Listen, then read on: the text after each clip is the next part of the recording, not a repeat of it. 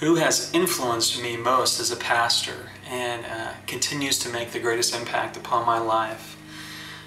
That's such a huge question.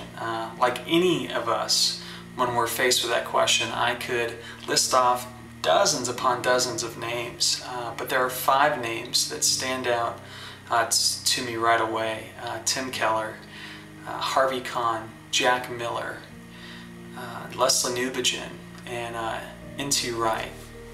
These 5 names really kind of show you the kind of person I am and the kind of emphasis I'm passionate about, which is helping the church catch a vision for a mission and helping the church catch a vision for its missional identity and helping the church be extremely gospel driven, but with a both-and gospel that's focused upon the individual and the transformation of society as well.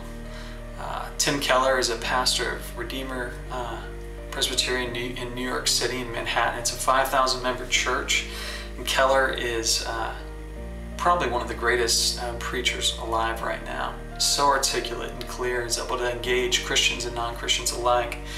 Much of my preaching I try to shape after his own and glean from him.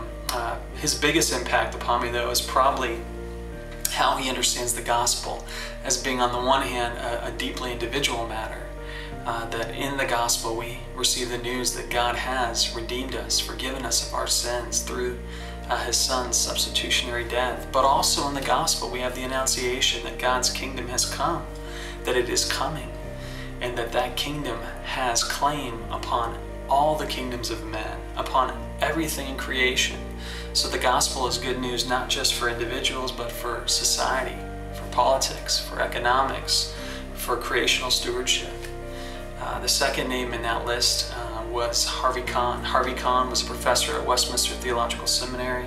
Before that, he was a missionary to Korea, where he ministered to prostitutes, and because of his success was beaten to death almost by the local pimps and crippled for life. He recovered, came to Westminster, and then began to unpack what evangelism is. There he helped us all see that evangelism is preaching grace on the one hand, but doing justice on the other. And Kahn continues to just minister to my heart and my soul as I think about what the local church's mission is. Jack Miller was a pastor of New Life Church, created a whole movement of New Life church planting. He is probably best known for his pastoral theology and for the way he applies the gospel to every area of our lives. I had the pleasure of interning at New Life, the church he was pastoring at, after he passed away. And he continues to shape how I think about making biblical theology and the gospel practical to people. Leslie Newbigin was a missionary in India. He is best known for probably the way he thought about the mission of the church in the post-Christian secular West.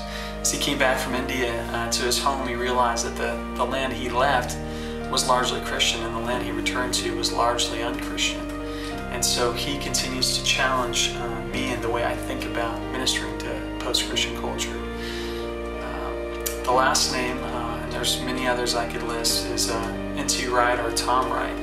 And N.T. Wright is a British New Testament scholar, a bishop, and Wright is probably one of the clearest New Testament theologians in the church today.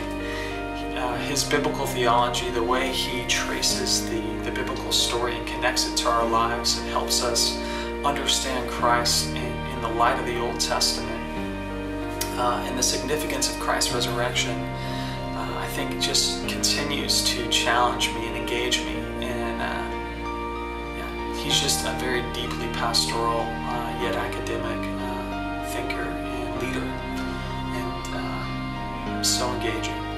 So these are the 5 names that come to my mind, the men who stir me, who turn on lights in my heart and my mind. I hope I have the opportunity to hear who has influenced you. Thank you.